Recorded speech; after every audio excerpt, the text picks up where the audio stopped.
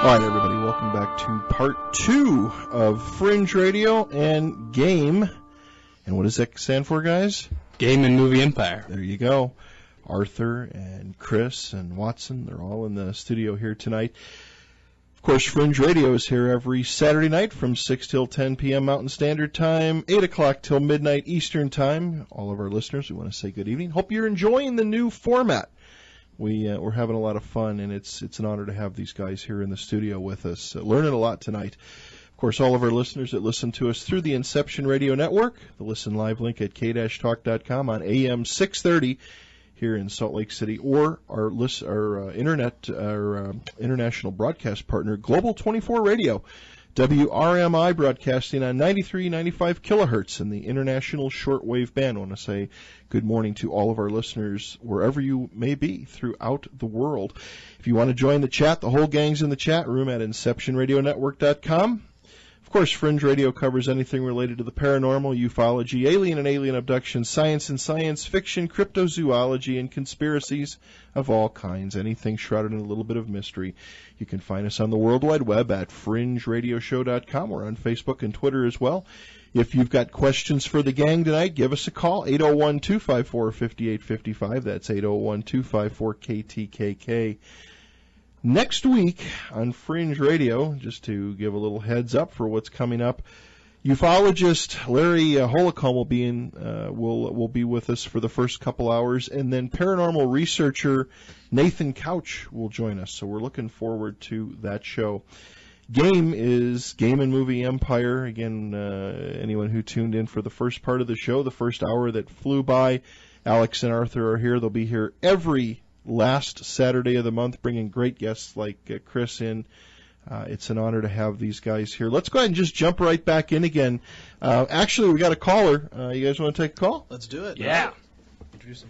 Go ahead. Hello, who is this? This is Patrick. Oh, you didn't pick him up. I did. Oh, hello? Caller. Hello. Yes. Hi, who is this? You are on with Arthur, What's your name? Alex, and Chris. Hi, this is Patrick. Patrick. Hello, How are you, Patrick. Hey. What's the question? So, Chris, Yeah. how did you like the Hellscape? How did I like it? Yeah. Have you seen it? Or did you just do the comic for it? So they're still putting the movie together. So I did a prequel comic to kind of help them raise money for the movie, and then after the movie comes out, I'm going to be doing a full length comic for them again. So I do a lot of promotional materials and things like that. But Sana, who's kind of in charge of Hellscape, she's a great client, and she's been super great to work with, and it's a fun project to to the people that I've met and worked with. I'm really happy to be working with them. So. Yeah, I really enjoyed that little preview comic. I bought it at Comic-Con. Oh, thank you. So I'll be looking forward to the full one. Cool. Well, I'll keep if you follow me on Facebook or Instagram, I'll keep putting updates as it comes out. So. Will do. Thank you. Sweet, Patrick. Any other questions? Nope, that was it. All right, man. Thanks so much Thanks for calling in. Thank you. Thank you. All right, and I believe we had some questions, some email questions, Pat? Yeah, we got a group of a dedicated group of engineers up at the University of Utah. A couple of them are stuck in town. They didn't get a chance to fly back east to be with family. But Tracy writes in. She says, Chris, have you ever drawn anything dark that maybe scared you when you were done drawing it and you destroyed it and threw it away? Everything that I make is pretty dark. No. I mean, like I've never been too afraid of my own work, but I have had people tell me that they were afraid of my work. But like it's essentially my work is me, so if as dark as a person can get, whether they're afraid of themselves. But yeah, I don't know. But I also don't shy away from complex feelings, or like if I'm feeling dark and I want to express that, then I'm not afraid to put it down on paper. So. Yeah. Right on. Is there any other ones from there? At the moment, no. Okay. Cool. We also did want to remind our viewers, for those that are calling in, Chris is giving away a few art prints. So please continue calling in and asking questions. We've had some great callers so far, so thank you so much for that. And we did have another question for you. Oh, Chris. we do have another question. Good. This is Chris, and I think we've answered this, but just again, has Chris ever considered displaying his artwork at Comic-Cons around the country? Yeah, so last year we tried to expand out to a few of the different Comic-Cons. We went to one in Texas, one in I don't even remember all the places, but the problem is finding the balance between the costs of getting out to the Comic-Con versus versus making the sales. And so like right now I'm with the Hive Gallery, and we just need to figure out the most economical way to expand. And so primarily we work in Utah, Colorado, Arizona, Vegas, things like that, and then we've also just opened up online sales. The Hive Gallery and Boutique.com will sell prints through there, and so we're working on it. We're looking to get, if we could do the San Diego Comic-Con. That's huge, isn't it? Then yeah, so we're working on doing that, and hopefully we can expand out and hit all of the major events. So Gotcha. Right on. I think one of our last questions we've kind of already talked a lot about, but we kind of want to delve into it a little more. What's your process for when you do a comic book? That's something we were kind of interested in. Do you get the script and then you have to write in, or do you what's the process with that? Well, as far as graphic narratives, the biggest one I've done, recently is the one that I did with Hellskate, and so every writer approaches it differently. There's the Marvel method, where the writer will give you a loose outline of what the story's about, and then just kind of let the artist go have free reign. But with Hellskate, they had specific ideas in mind as far as what the story entailed and things like that, and what they wanted in the different panels. And so I think it's different with every project that you do and every group that you're working with. I know that when I'm working with another person, like a client, I like to know any specific boundaries that they have in mind. I like to know those up front so that I'm not going through and making changes constantly. But as far as I know the parameters, then I can kind of use my artistic interpretation after that point. So if that answers the question. Yeah, definitely. Well, I would like to ask an additional question. So for Hellskate, for example, Yeah. How much of the story was them? Did you write any of the story or dialogue? So the story was written by Carl Jogler, and he, they had a pretty specific idea in mind as to what they wanted, as how they wanted the characters to look and things like that. But they also they knew the type of work that I did, and so they came to me because they wanted the type of feeling that I had in my work already. So I didn't have a lot to do with the writing of that. It was all scripted out as far as the as far as that goes. But yeah, different projects function differently. So Makes sense. I get it. Awesome. So for this next part of the show, we'll go to a few breaks and stuff like that. But we kind of just wanted to open it up and get a feeling of who you are as a person. We kind of have an idea of like what was your inspirations and how you got things started and your name. So now we know like the business side of you. So now we kind of want to know like a little more of the personal side. One of the callers already called in and mentioned some TV shows and games. And before we even got into the studio, we were talking about Avengers, Age of Ultron, and stuff like that. So we just want to kind of more like take it into that step and kind of get a more of a feeling of you personally, if you're okay with that. Yeah. Okay, perfect. So let's just first, let's just talk about you seemed pretty passionate when we talked about Avengers, Age of Ultron. So let's talk about maybe like that for a little bit. What are your feelings on the new trailer and how Marvel's going in that direction, and how are you feeling about that? Marvel's a juggernaut. How can you not be on board for all of those movies? Oh yeah. Do you want to hold that thought? We'll have to hold that through thought. the break. Yes. All right. And we're actually you from the future. No, I'm just kidding. All right, welcome not to the Twilight Zone.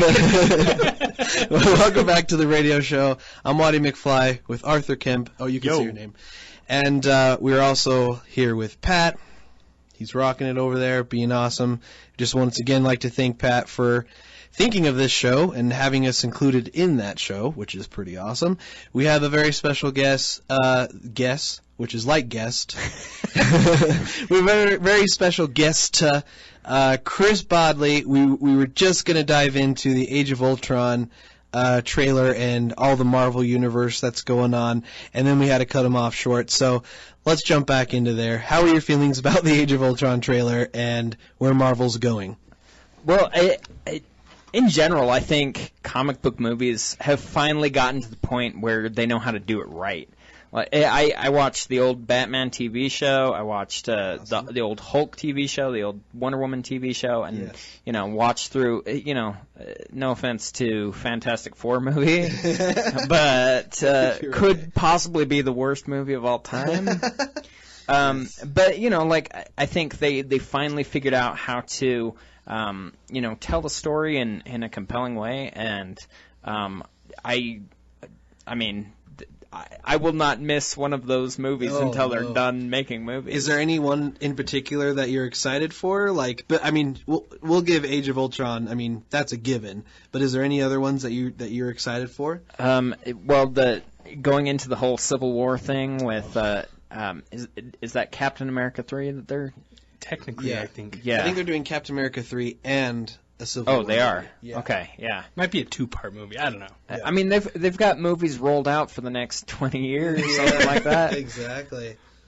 So let's talk a little bit about what we're thinking. We were talking outside here. My favorite superhero is by far Spider-Man, and it has broken my heart that they've made these great movies. Don't get me wrong, I feel like the Spider-Man movies have been decent, but they're not at all at par of what these, what Marvel's done with the Avengers. And so we were kind of hoping for like Spider-Man to come in there. So what are your thoughts with that? Do you think Sony at all is gonna not be greedy anymore? I honestly don't think we'll ever see a crossover, but I would breaking my heart, Chris. I would love to see like Hugh Jackman's Wolverine in the Marvel universe. Yes. Like pull some strings, make it happen. I know. There's got to be a way it's going to be beneficial for both of them. Well, and especially with the comic book universes the way that they are, you can change reality. Just do some time travel or some infinity gauntlet thing, and then just cross the universes over, and we're all good. Well, who says that they're not in the same universe? You just never see them around each other. And New York isn't destroyed. Yeah, well, it's harder to justify. For sure. What are your thoughts of my favorite movie so far that they've come out with is actually Guardians of the Galaxy? Have you seen that? Oh yeah. What are your thoughts about Guardians of the Galaxy? great. I just loved it because like it came out of nowhere almost. Like they went kind of on a limb with the director they chose. I mean, because it was gonna be a different movie, and I think it was awesome for Marvel and Disney to kind of. I mean, I think Marvel is Disney now, but I feel like. I mean, it's now my favorite superhero movie just because it was different, it was comedic, and it wasn't afraid to like be a little more vulgar and be a little more like mature. Yeah, or immature. I also, immature, depending who you are. I like that. I like that Marvel's playing the long game, right? Like, Guardians of the Galaxy will tie in with the rest of the Marvel universe at some point, but they're not afraid to just say, okay, well, like. Put everything on hold and let's see this movie for a minute and let's and so I think that's very cool that they're taking their time. That I think that's the formula that works so well with the Avengers movie is that they had a movie for each of the heroes beforehand, and so you don't have to waste half the movie in introducing the characters. You can say, okay, these guys, let's put them together and let's blow up New York, right? Oh, yeah. I'll never forget at the end of, was it the first Iron Man or second Iron Man? I think it was the very first Iron Man. Yeah, it had. I'm assembling a team. We'll say, yeah, exactly. When freaking Samuel L. Jackson has his eye patch and he's like, it's called the Avengers Initiative, and I was like, holy crap! Like I only know, I never gonna admit that I'm a big like comic book like hardcore fan, like a lot of our friends are, but there's two things I do know, and that's Spider-Man and Avengers for the most part, and definitely more Spider-Man. So when I heard that, I flipped. I was so excited. What did you feel, Arthur? I mean, I don't know. A long time ago. That is true. And what is your thoughts about, superhero movies? Because I don't know if we've ever talked too much about it. That is an interesting thing. We haven't talked too much. I love superhero movies. Oh, good. But what I like what Marvel is doing is like, I feel like a studio making a big budget movie would want to play it safe and be like, how can we make a movie to maximize our profits? Like, and I don't feel you get the first Hulk. Yeah, well, that was before all that happened, so I'm just saying. Sure. Angeli's. I can't remember. Wait, who was that? The one with, was it Eric Bana? Yeah. And Nick Nolte running around just insane. That was I actually really, the first Hulk. I admit, I tried watching it recently. I could not stay awake. But I really loved how they kind of had this comic book panel feel where they had a shot pan across and move. And I thought that was really cool. I think, you don't want to overuse that, but I really loved the editing style. You know what movie I loved this year was Birdman. Have you guys seen it? Yes, I love Birdman. I had watched the first two, the Tim Burton Batmans before I went and saw Birdman, and it's such a great commentary on art versus high art versus low art, and and like everyone in Birdman, they had. Edward Norton, who played one of the Hulks. They had Emma Stone, who was in Spider-Man, right? And it's of course so, Michael Keaton. Michael Keaton. Yeah, and it's an amazing movie on its own. But then that the commentary that it makes on it hits so many diegetic levels. It's awesome.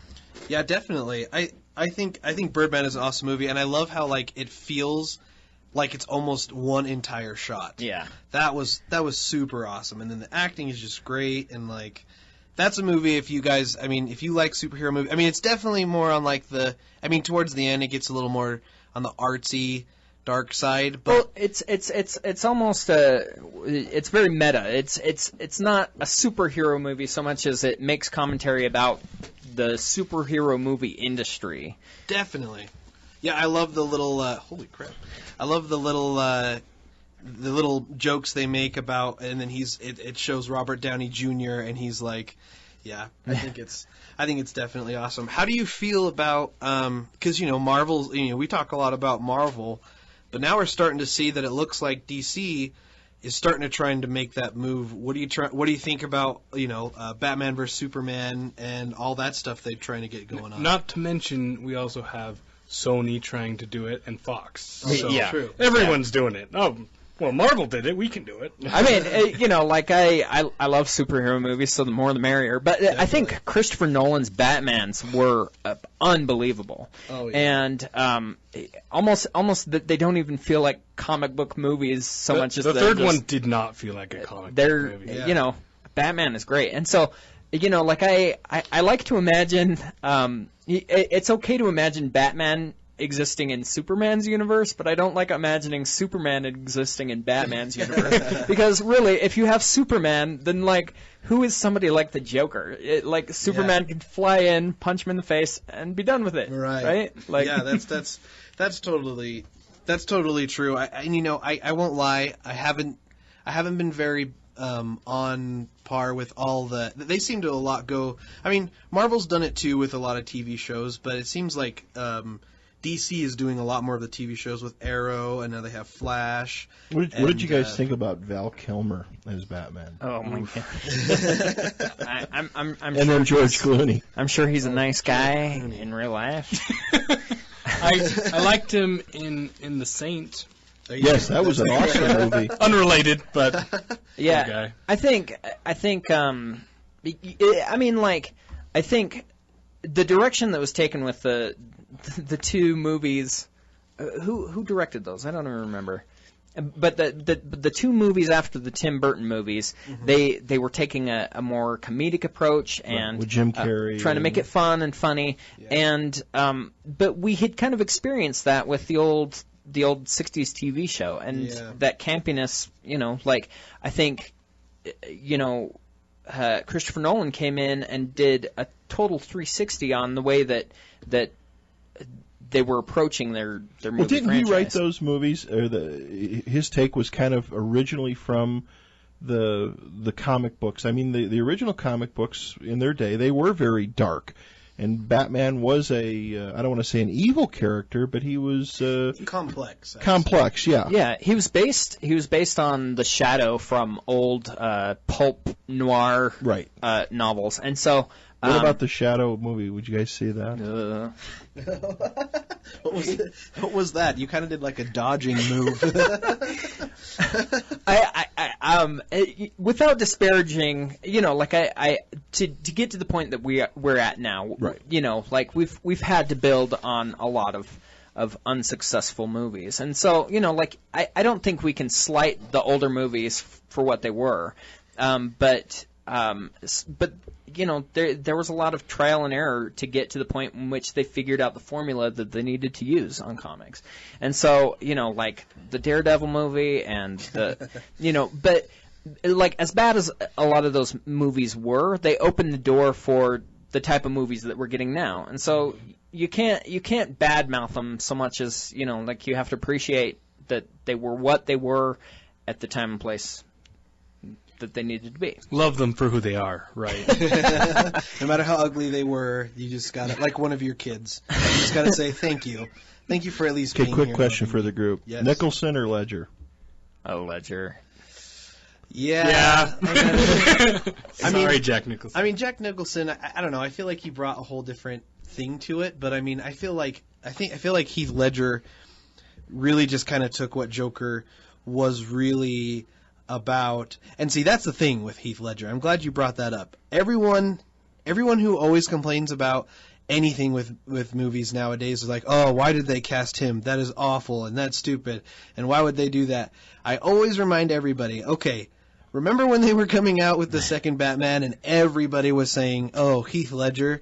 No. Like, are you kidding me? The guy from 10 Things I Hate About You and Knight's Tale? No way. And that other movie he did? The Stereotype? Yeah, and I mean, like, come on. He's the pretty boy. And you just never can, you can't underestimate an actor. And, I mean, that's the kind of thing I need to bring up with everybody. So I know that's kind of a little off topic, but that Heath Ledger definitely was awesome. I will say when I was a kid, I was obsessed with the movie the Tim Burton Batman, and I started a Bat club with my friends, and still to this day I have the Bat card that we made by cutting out the Bat symbol from the TV guide and laminating it.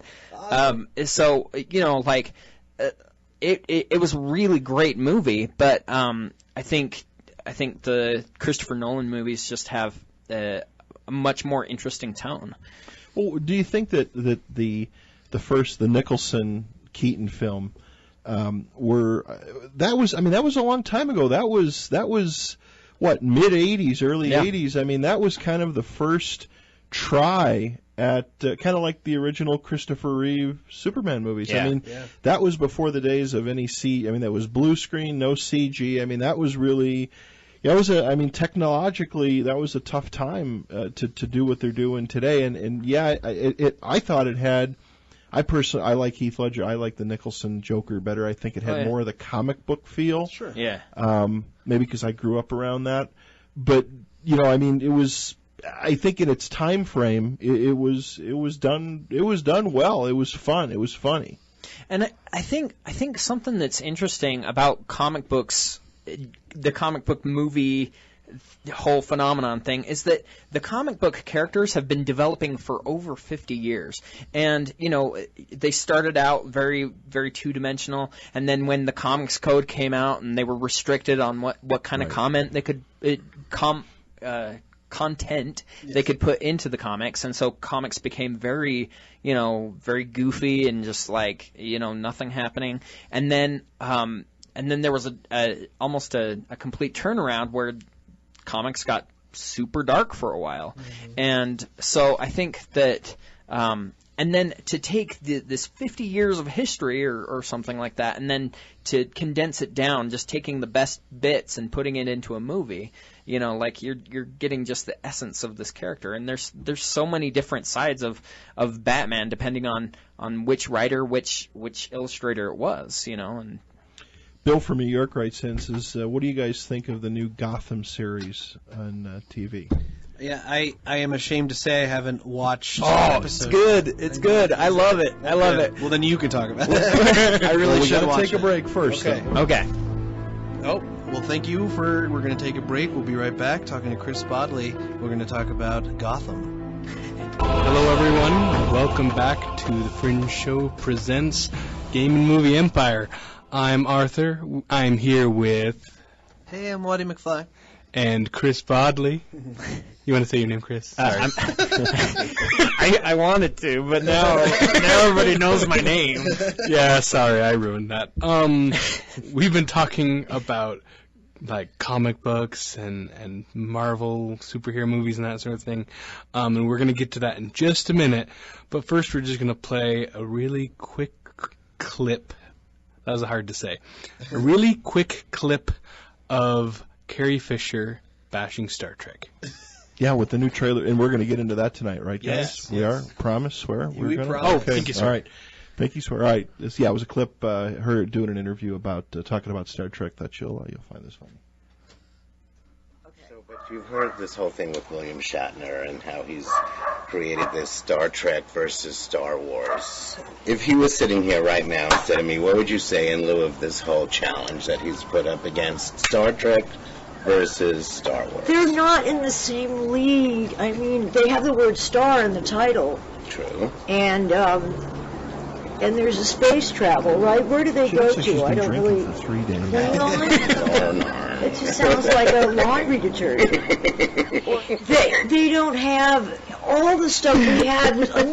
You've never seen it before. Now, show me a special effect. Maybe they're just their effects. They're not called special effects. In the case of him.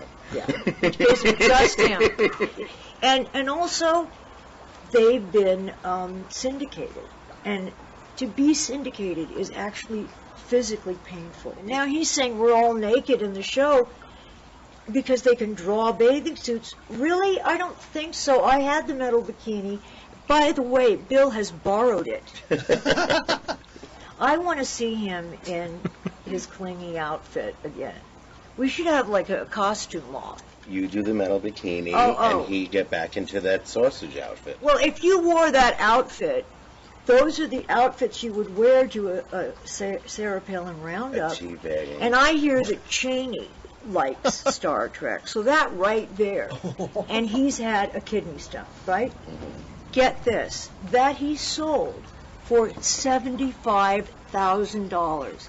Now keep in mind, this is an item that one would have, it comes out of the person's, Penis. what? Well, penis ultimately, yes. And that to me has never been something erotic. Oh, is that out of William Shatner's penis? Did it finally come out? Oh, great. So did you see he also wants to just ride out into the sunset with Princess Leia? I mean, there are no sunsets in Star Trek. I thought you guys would enjoy that. And just a little comparative note, I liked her comment about syndication. Carrie Fisher, as of a month ago, her net worth is $5 million. His is $132 million. So yeah. Anyway, just with the upcoming movie, I found that clip. I thought that was pretty hilarious. All right, now back to Gotham, Chris. It's a good show. I think they put the kind of that Christopher Nolan treatment of just taking it seriously, and what would happen if these characters existed in real life. And like the Penguin, I've never seen the Penguin as a diabolical, scary character, but the Penguin is the best part of Gotham, and I've really been enjoying it. That's awesome. I hear a lot of people, I mean, the only complaint I've heard, now, like I said, I haven't seen it, so I'm not trying to be negative, is that they feel like they put too many villains into it. What do you respond when people say something like that? Well, it seems to me that most of the villain cameos are more of Easter eggs, more than anything, because really the villains in the show are like these mob bosses, Don Falcone and Minestrone, I forget his name. Linguini, I think. But so but you'll see different villains as kids, or you'll see, but I am interested to see if it goes on for several seasons, if we would ever see somebody like Batman or something like that. But you see Poison Ivy as a kid, but she's a kid. She's not going to be Poison Ivy anytime soon. So I think more than anything, it's just it's a nod to all of the comic book readers. If you see these characters before they were Hush or before they were Two-Face or things like that, and you're like, you geek out about it. So yeah, I think it's a good show. I think it's worth watching. Well, then we're going to have to watch it. Mm-hmm. Okay? Mm. All right. All right.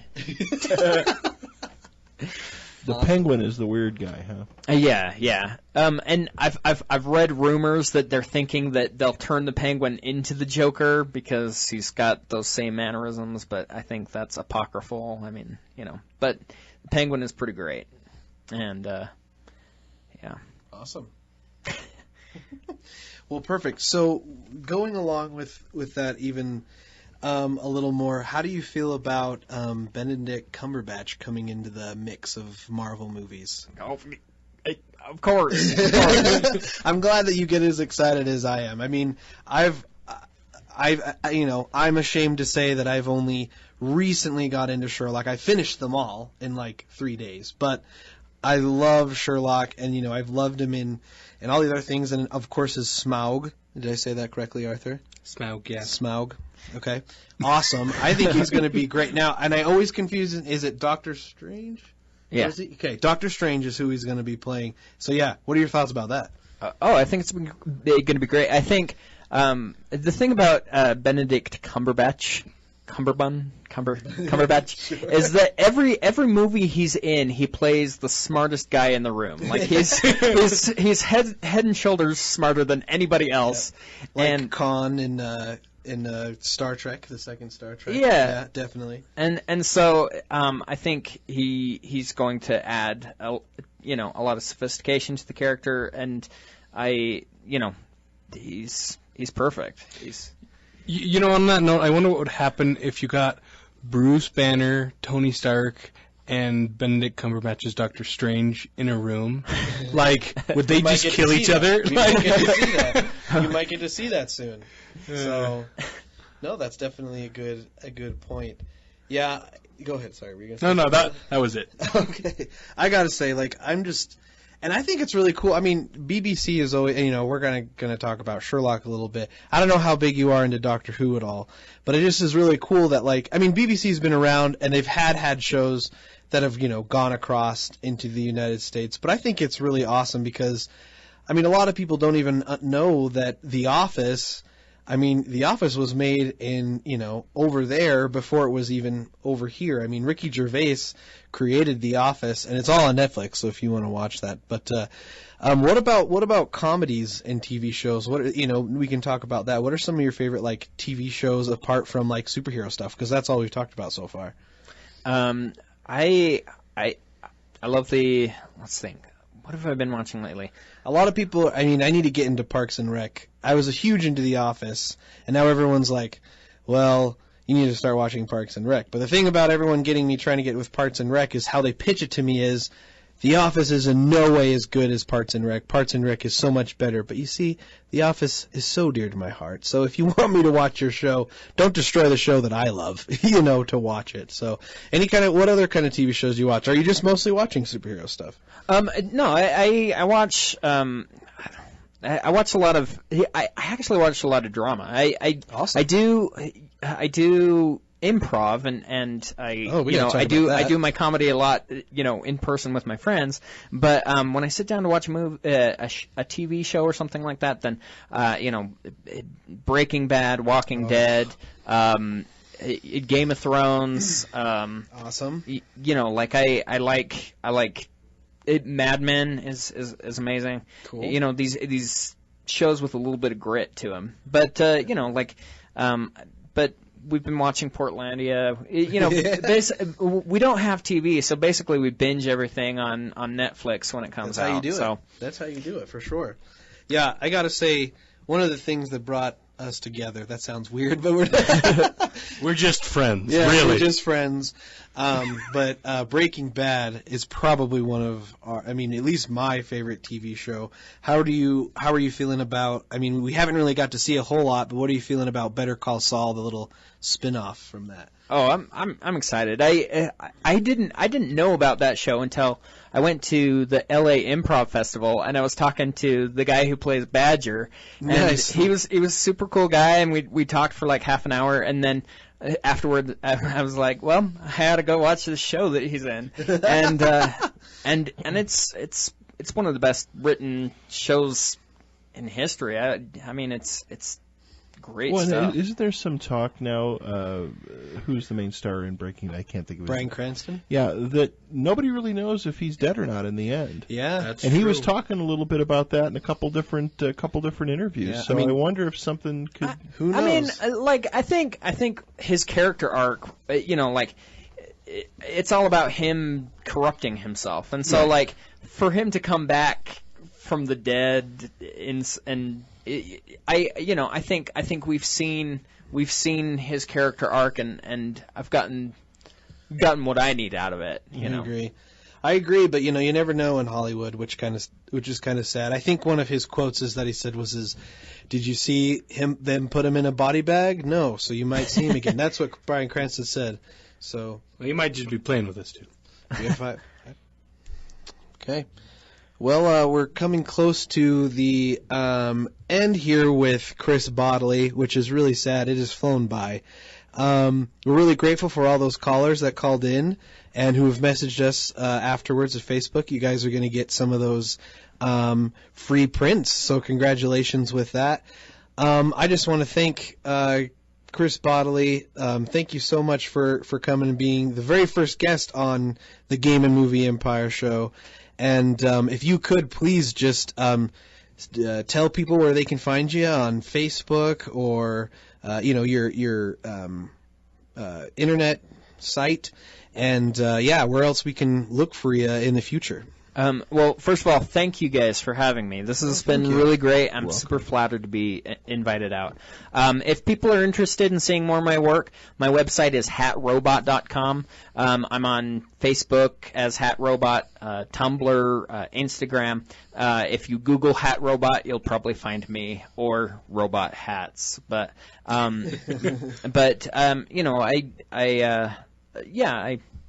really appreciate being out here, and this has been fun, and time flew by. So definitely, we'll have to have you back on here soon.